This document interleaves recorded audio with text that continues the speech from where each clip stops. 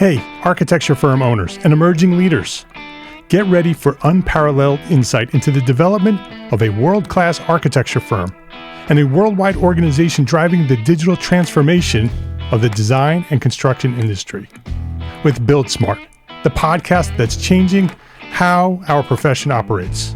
We share the incredible stories behind innovation in the building industry with my friend and co-host, Patrick McLeamy, FAIA, former CEO of the international architecture firm, HOK. You know, Yamasaki's office or firm lasted during his lifetime. And when he passed away, I think that was the end of the Yamasaki office. Helmut did not want that. He wanted a firm that would live out and grow beyond the founders.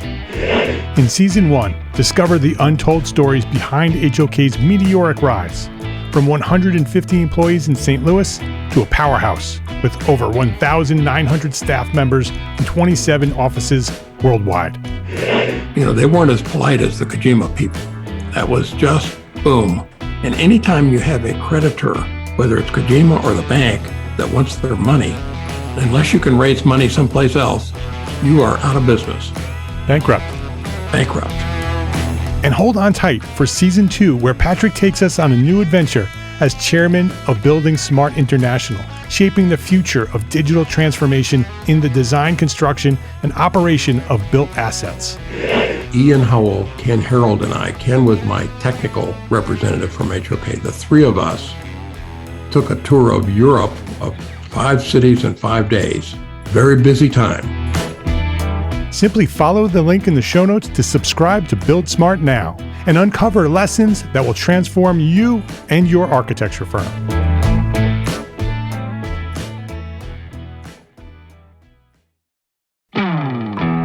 Hey, architecture firm owners and emerging leaders. Get ready for unparalleled insight into the development of a world-class architecture firm and a worldwide organization driving the digital transformation of the design and construction industry. With Build Smart, the podcast that's changing how our profession operates.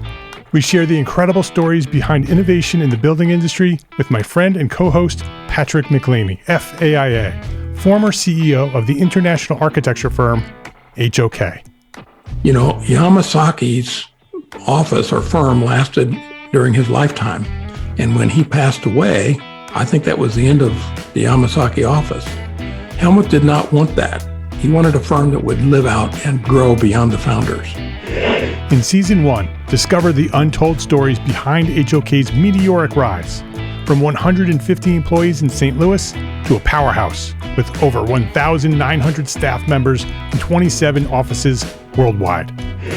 You know, they weren't as polite as the Kojima people. That was just boom. And anytime you have a creditor, whether it's Kojima or the bank, that wants their money, unless you can raise money someplace else, you are out of business. Bankrupt. And hold on tight for Season 2, where Patrick takes us on a new adventure as chairman of Building Smart International, shaping the future of digital transformation in the design, construction, and operation of built assets. Ian Howell, Ken Harold, and I, Ken was my technical representative from HOK. The three of us took a tour of Europe of 5 cities in 5 days. Very busy time. Simply follow the link in the show notes to subscribe to Build Smart now and uncover lessons that will transform you and your architecture firm.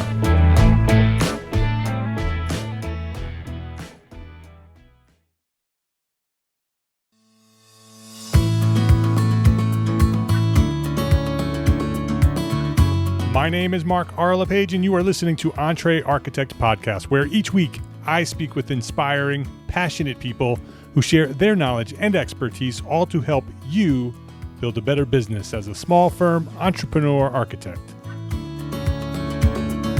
Tom Reynolds, welcome to Montclair Architects podcast. Thanks, Mark. Thanks for having me. It's great to have you here. Tom is an artist, architectural designer, community activist, and a TikToker. And if you don't know what a TikToker is, stay tuned. Currently managing a small design firm focusing on community redevelopment and affordable housing design, Tom is president of Green Stories LLC, a full-function minority-run architecture, design, and digital media firm for the 21st century. their passion is to make great design that matters. For web design, that means focusing on government and campaign websites that connect the user to the candidate or government agency. For digital media, design that matters is accessible public works. And for architecture, design that matters aims to fill a social void. And if you follow Tom on TikTok, you know what that all means, because I follow Tom on TikTok. If you're not on TikTok, and it's not just a bunch of dancing girls, it's actually a social media site that's taking the world. It is everybody is on TikTok, all generations, all creeds and colors. It's all there on TikTok. It's a really interesting social media platform. So I want to talk a little bit with Tom about that. But before we jump into TikTok and how that works and why it works and all the stuff that comes along with that, I want to know your story, Tom. I want you to go back to where you discovered architecture, who or what inspired you to become an architect. Yeah. So I think my first entrance into architecture is pretty similar to a lot of other people, which is toys. Yeah. I had gotten a Lincoln Log set as a Christmas gift, and I had this playroom, and I just went wild. I built this whole Western city, had like little buildings, had a place like for the log tie for tying up your horses in trough, and then I started connecting them with my model train sets from one village to the next, and that was sort of my entrance into it. And I sort of thinking back on it even just now is bringing back some funny memories, because I went a little overboard with it. And one of my semesters at school, I had this professor who we had a simple project of designing something for this small space. And I started redoing the streetscape and it's like all of this had to deal with getting to the site. He's like, you get the more is more award. And I'm like, now I'm making that connection. But yeah, so I think that was my first entrance. And then my father was an engineer, and I used to love all his tools that he had for his technical drawing and the books he had. And he was an NJIT and worked at in the 80s and learning programming and stuff. And I'm like taking all of his old books and like trying to learn basic and putting it all together and sort of finding my own way in it. And then my other uncle, so we all lived in this 2-family house when my family came here from Jamaica. So my 2 uncles and aunt, grandparents were in the upstairs apartment. Myself, my mom, and I were in the downstairs apartment. And so my one uncle is an electrical engineer. My father's an electrical engineer. My other uncle was a contractor. So like every weekend, there was like something happening, something being built. And so you could not avoid it. Could not avoid it.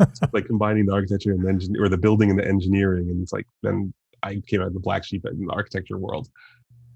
Did you know what architecture was in terms of a profession, that there were architects and you know what they did? No, I don't think I learned about the profession until maybe sophomore, junior year of high school.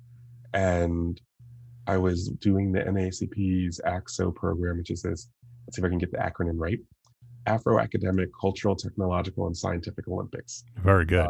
Good memory.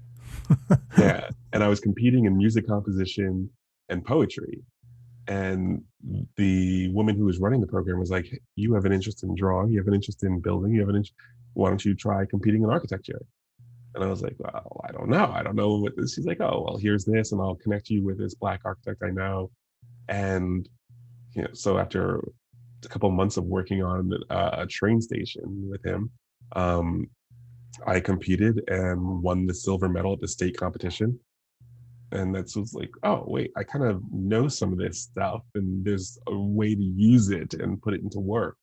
And so my grandmother, who I was living at the time, was like, well, why are you going to go into architecture? You like these other things. And she's like, well, you're going to go to the summer program at NJIT for architecture. So I signed up.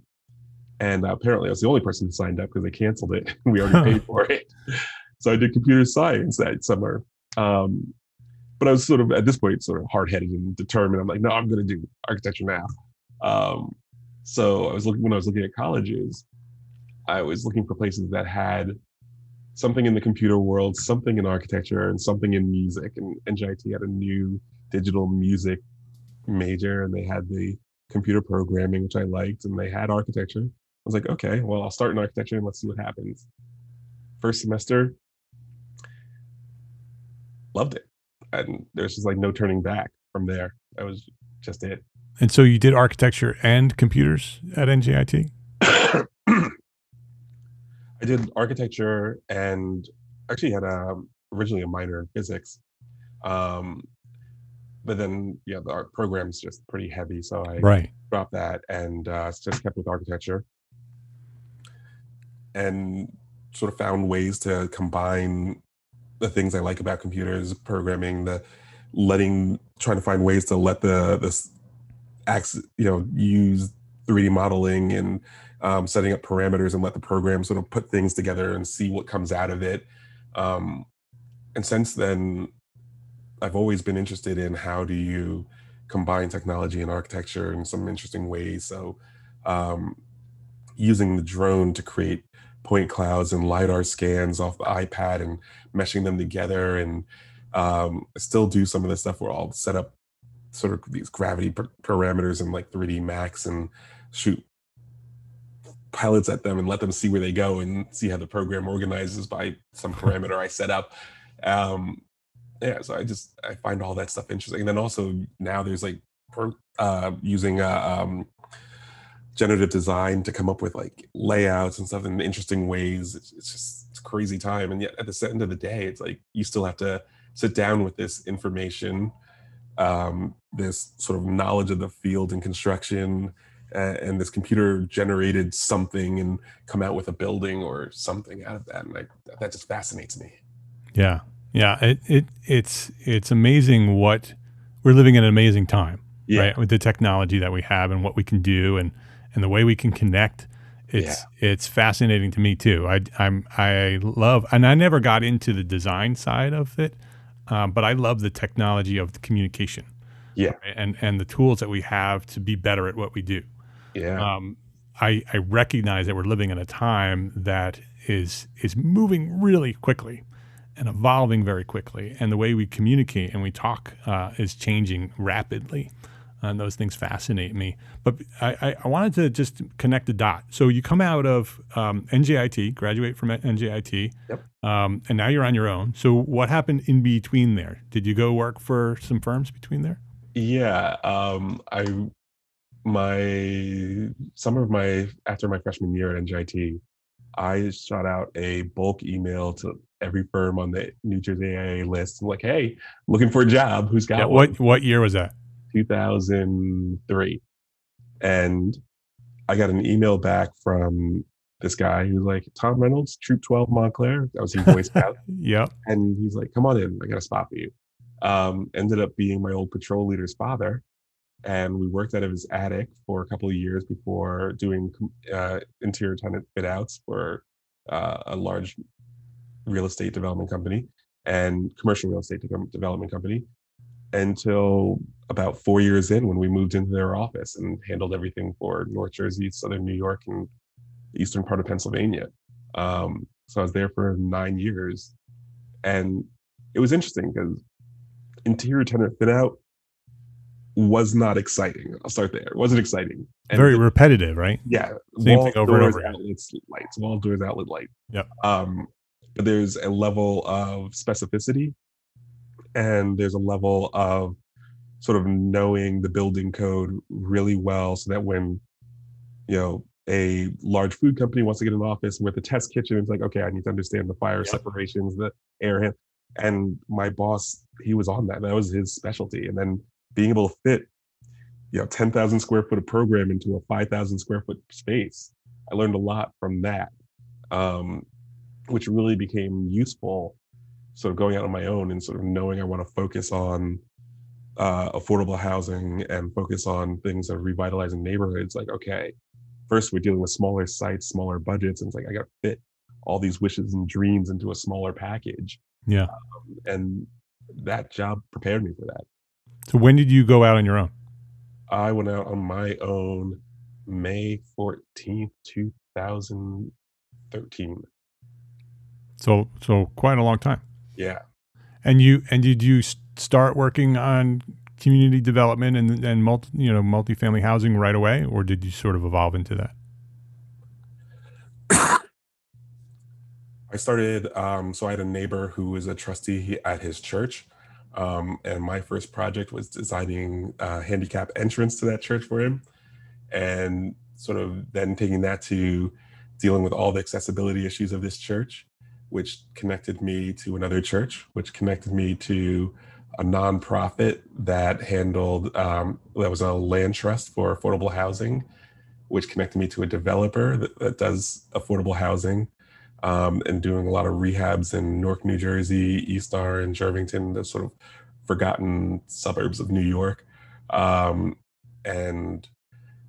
it was really interesting just in getting to meet the contractors, the developers, the people who play in these spaces, and how they fund these projects, how they, they're never working with enough money and they're never working with enough time, and just trying to figure out how do we create the best product. And that's been sort of my journey, just like getting hands-on sometimes, and not just handing over the plans, but like meeting with the inspectors, getting on site and trying to figure out we've got to dealing with one now where I got to the building and the building's been abandoned for at least 10 years minimum. There's a calendar inside the building that's still there, and it's set for 2000, and I think it was 2009. So that it's been there for a while. The roof is gone.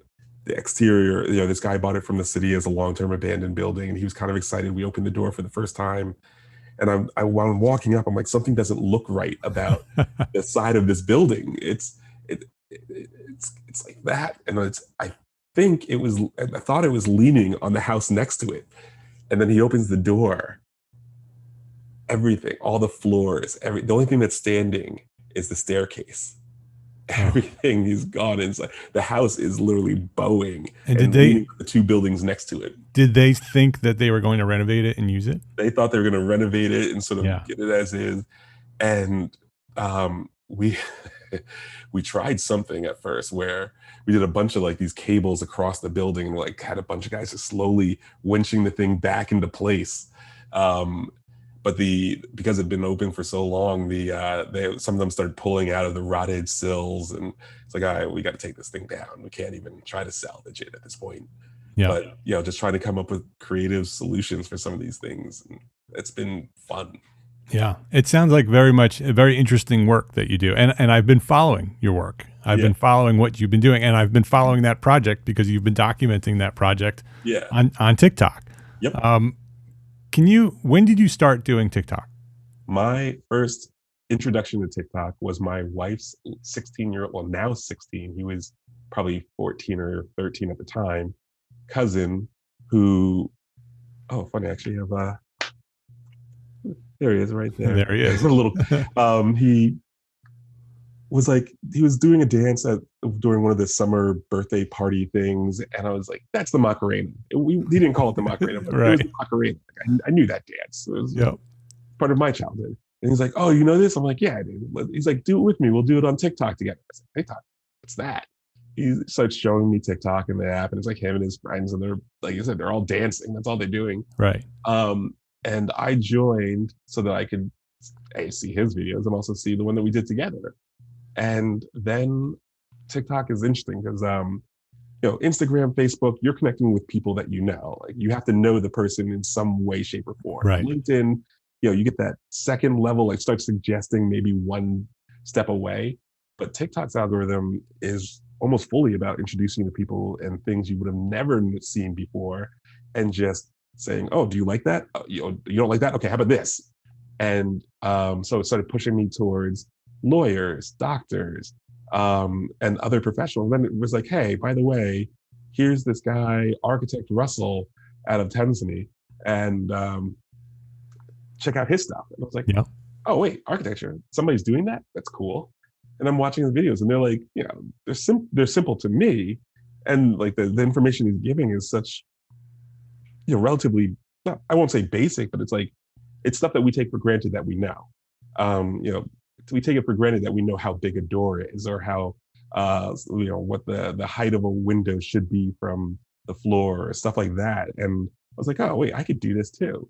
And I signed up a business account as TikTok Architect, and I just started sharing this wealth of knowledge that I've accumulated. And it's been really interesting to see how many people are interested in it.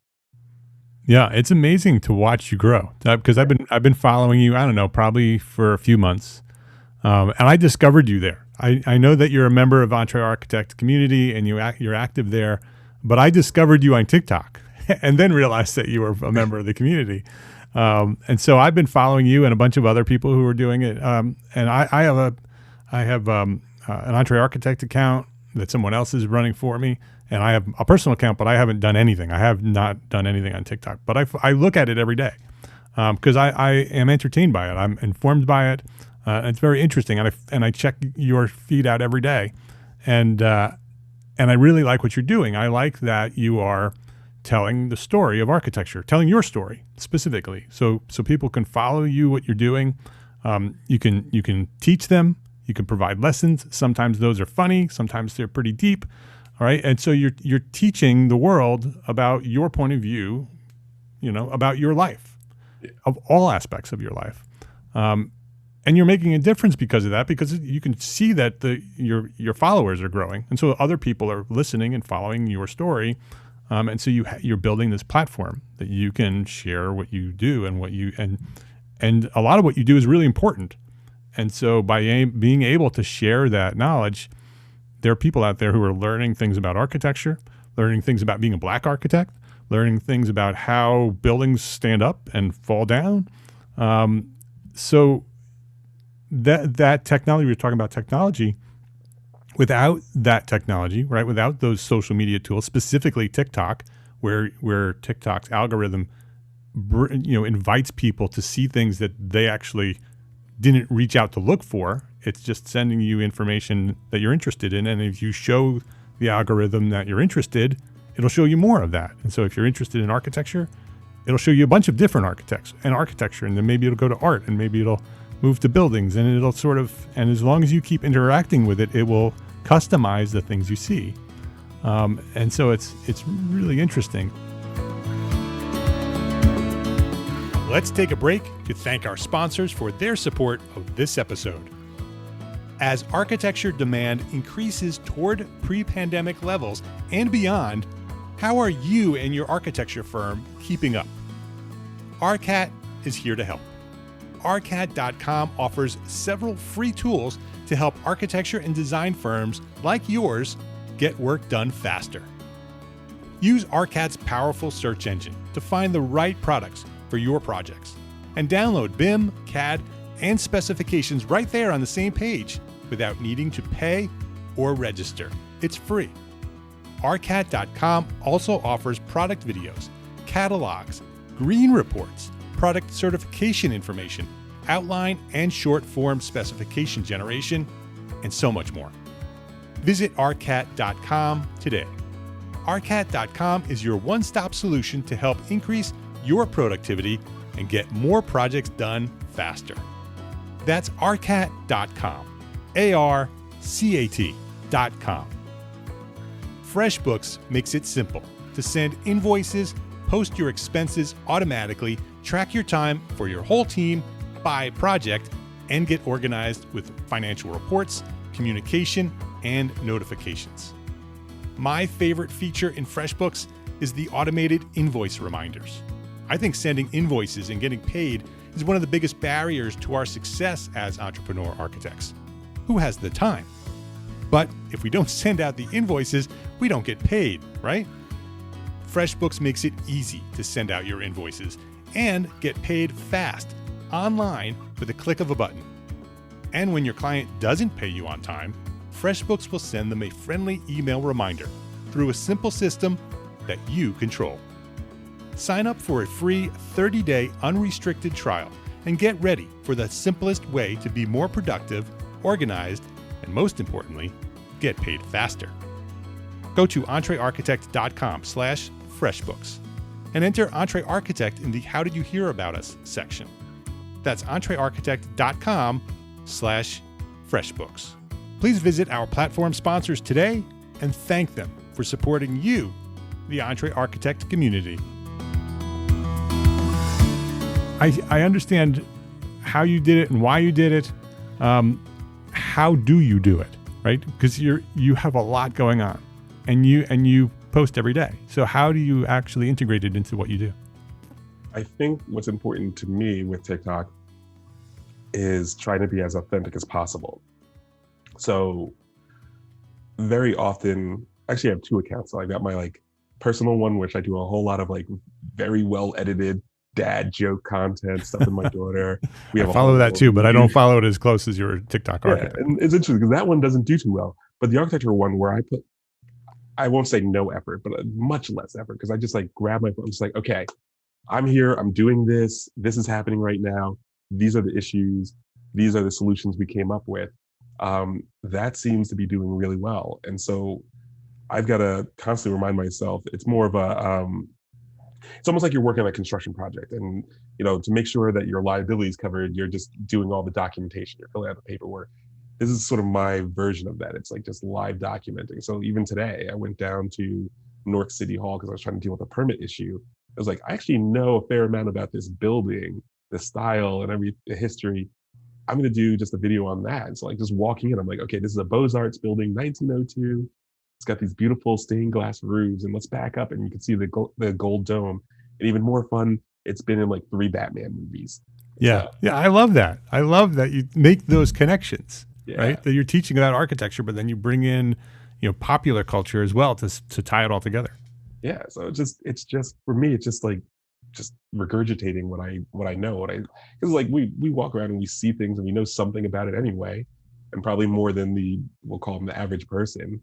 We might as well just record it. And that's all I'm doing. I would not be surprised if you are inspiring some young architects, kids that didn't know what architecture was and now follow you, and they're I want to do that. It's really awesome, the messages and the comments I've been getting, especially the private messages. People who didn't know about architecture, knew about it and didn't know how to get into it, trying to understand, trying to navigate, trying to get through school. Some that have just finished school and trying to figure out what their next move is going to be. There's a young Black architect out of, I want to say she's in Kentucky, who is just hey, I have not seen another Black architect. Will you be my mentor? Will you help me out in this? And just, yeah, sure. Let's figure this out. Let's get through this. Let's get you licensed. And it's been so much fun and reinvigorating. And for me, it's been this, a daily sort of excitement to get out and do what I'm going to do anyway. I've realized from the interviews I've done with other architects, we can be so insular. Yeah. And, we put our head down and we just start thinking about what we're doing in front of us, and we don't share that.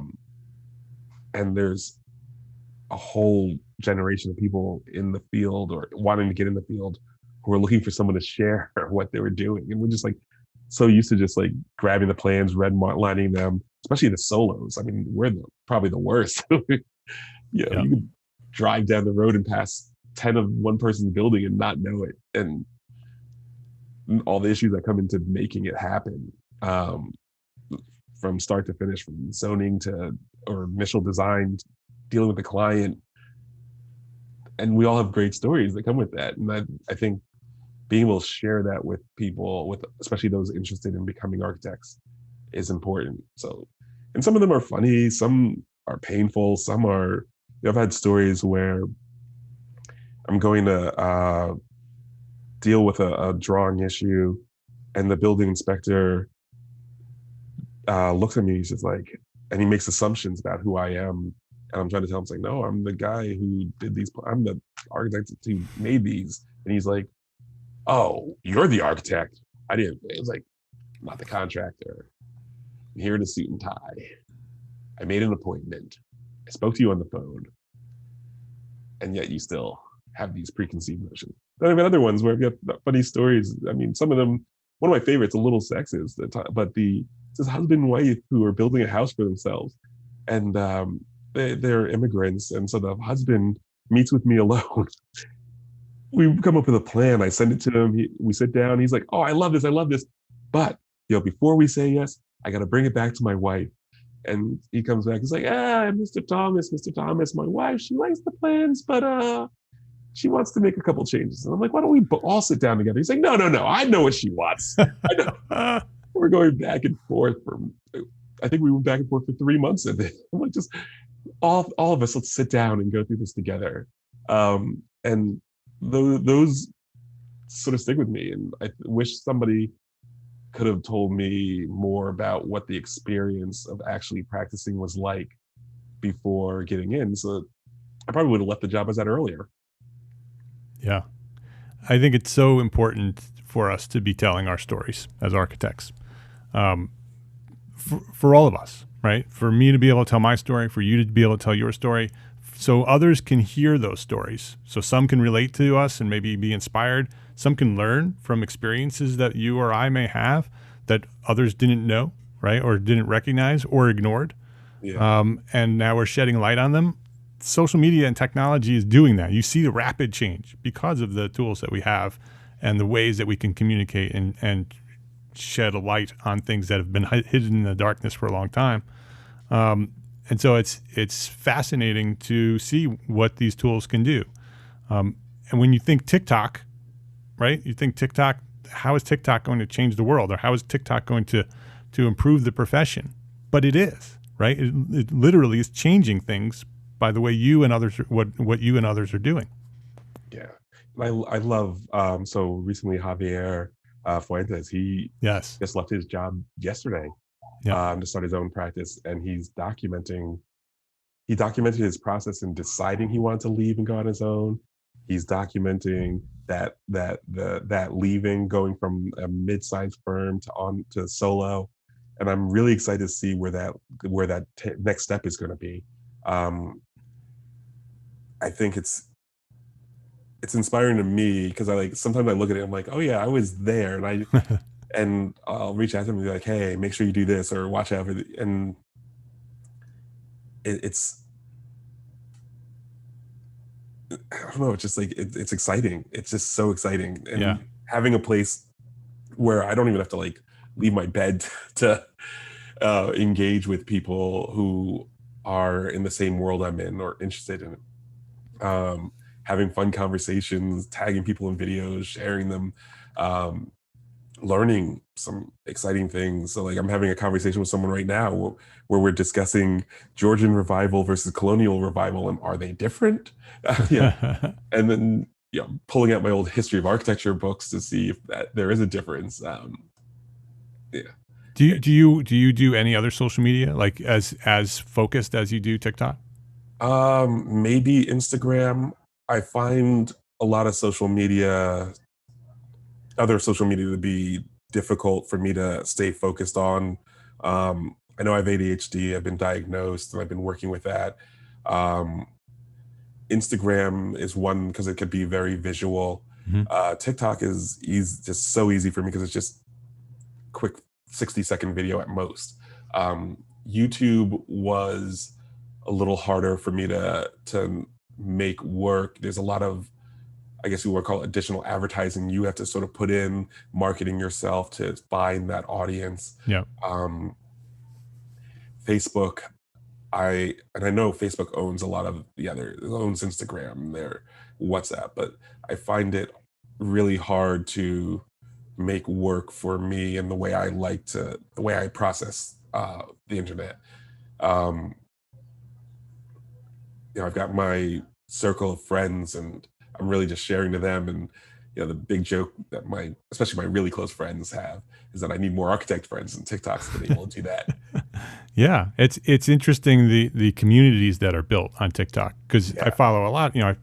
At this point probably follow thousands of people, and you see these communities being built up around these people, and a lot of these people who are on every day, like you, they start to have relationship, right? You start to build a relationship with that person, and when they are happy and have good things happen, they celebrate together as a community. And when they struggle and something bad happens, they're there to console and to support.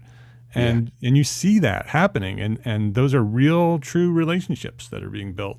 And so it is, and like I said before, it is every corner of the world is there, right? So there's every age, every creed, every color, everybody is there, and because it serves you what you're interested in, you will find community there. So it's really interesting. What's your plans for the future? Do you sort of have a plan on where you want TikTok to go and what you want your architecture firm to do, or are you just going to roll with it and see where it goes? TikTok, I'm going to roll with and just see what happens. I have topics I want to hit. I've got things I want to do. So I started for Black History Month interviewing Black architects. Yeah, very interesting. I learned a lot. Along the way, I think it was when I was on my 4th or 5th Black female architect, I realized I hit 1% of all of them. So I changed the goal now. It's let's see how many I can interview as long as I'm here and try and get as many as possible. I have topics I want to talk about, so I want to get deeper into gentrification. I think there's a lot of misconception as to certain housing styles automatically equaling gentrification, where it's a lot more nuanced. And I was previously the president of an NAACP chapter, a local one, and I got to see how housing policy plus educational policy and transportation, how all these things get interconnected, and how do we advocate for them in effective ways. And I want to be able to share some of that. My practice, I think I'm starting to hit a sweet spot right now where I get to do the affordable housing and neighborhood building that I really like for developers who have a real interest in areas and making them survive. And I've also been doing some things that are starting and very early stages, so you'll be hearing more of it, but pushing into more of that public realm, which is really exciting. There's a potential small museum based around a race riot that I'm sort of trying to get my hands in. It's really exciting. Yeah. And doing some really cool restaurants. So there's one in Montclair we're putting a retractable glass roof on, which that'll be fun. It'll be interesting to follow you on TikTok. If anybody wants to follow Tom, it's TikTok Architect. You can just download TikTok and search for TikTok Architect, and you'll find him. You can subscribe and follow him and follow those stories. Before we head out here, Tom, I want to ask you the one thing that I ask everybody. What's one thing that a small firm architect can do today to build a better business for tomorrow? Say no. I think it's really important. There's sort of, to me, it seems like there's two types of people who get into business. Those who have the means to support themselves through the creating the vision, setting the groundwork. A lot of times they don't need the same level of help. They just need a good mentor. But for the other people who don't have that, who are sort of grabbing everything that comes their way, there's a point in which you can't take everything.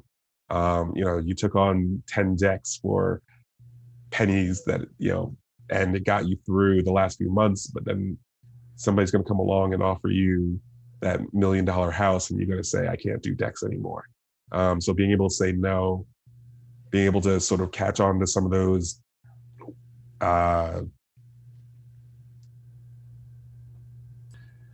signs that you're not being respected the way you should be, are really important. I always joke around with my interns. It's if anyone comes to you and says, I've got more jobs for you, run.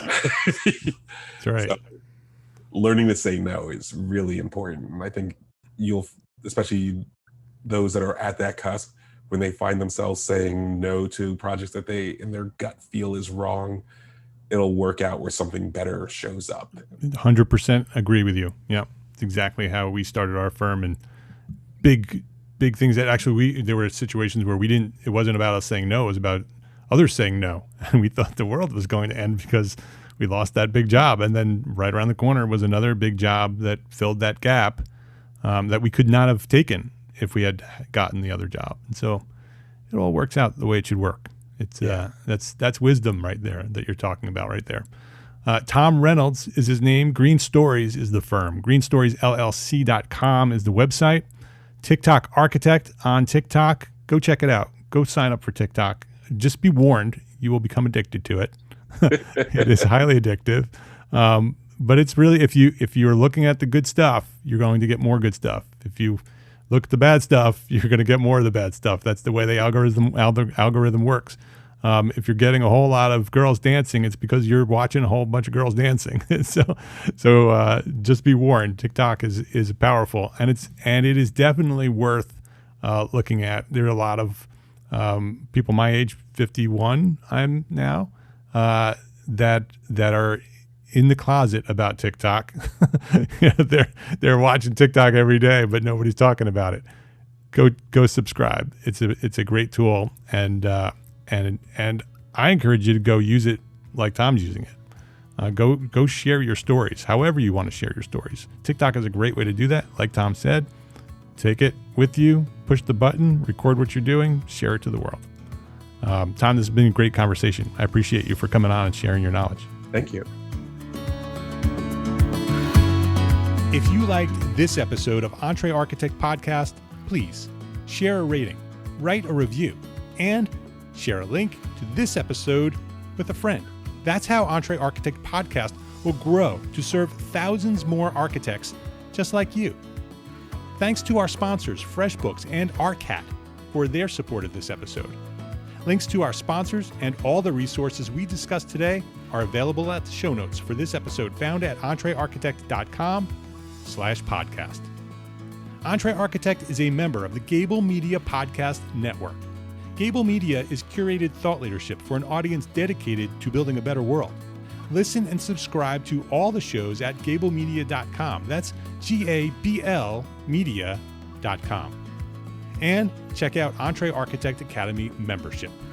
Ready-to-edit business resources, live monthly business training for architects, a supportive architect community, and Simple Systems, our business system program developed for you, the small firm architect. It's all waiting for you at Entre Architect Academy membership, including AIA continuing education learning units. Come join me and hundreds of your entrepreneur architect friends at entrearchitect.com/join. Enroll today at entrearchitect.com/join. Thanks for listening today. Love, learn, and share what you know.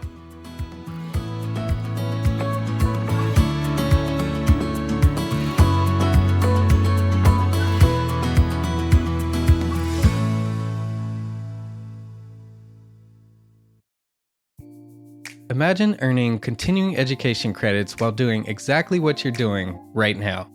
Well, you can. Gable Media has revolutionized the way you earn your continuing education credits with a groundbreaking approach. Forget running around town and scouring the internet for credit-worthy courses. Fulfill your CE requirements effortlessly by listening to engaging podcasts just like the one you're listening to now. Our podcasts are designed to educate, entertain, and inspire, all in a user-friendly environment. But wait, there's more. Architects, Gable Media is also approved as an AIA continuing education services provider. Upon completion, we handle everything, from reporting your hours directly to the AIA to storing your certificates in your personal Gable Media profile for your self-reporting needs. So follow the link in the show notes and start earning your credits in the most innovative and entertaining way possible with Gable Media.